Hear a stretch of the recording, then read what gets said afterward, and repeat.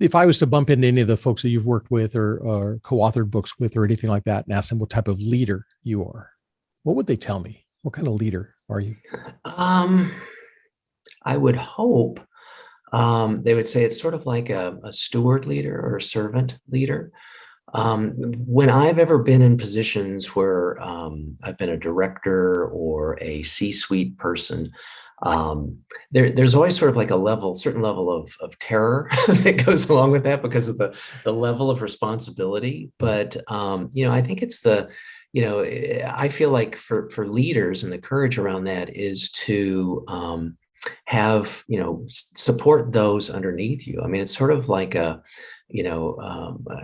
Stephen Covey was really someone that influenced my thinking, back in the day around that, the seven habits and all. And, trying to understand other people is a very natural fit with psychology and with, clinical work. Seek first to understand is what Covey said, and Yeah. empathy is what psychology says. So I think I try to bring those into the work that I had with building things back when I was CEO of a startup and those types of things. And probably, to my weakness, I like to be involved in things, but, there can be also there's a shadow to everything. There's oftentimes another side or a variety of facets and sides to things. And part of my weaknesses around that was maybe, not being firm enough around certain kinds of things and maybe, always being a steward leader, I think can have a slippery slope of, doing too much and slipping into micromanaging.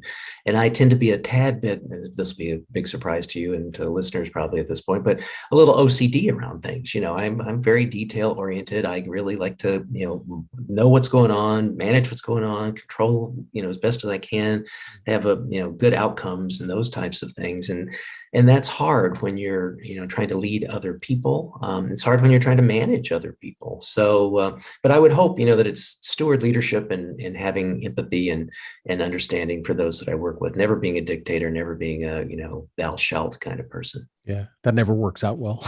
Yeah. Yeah. Not for me, especially.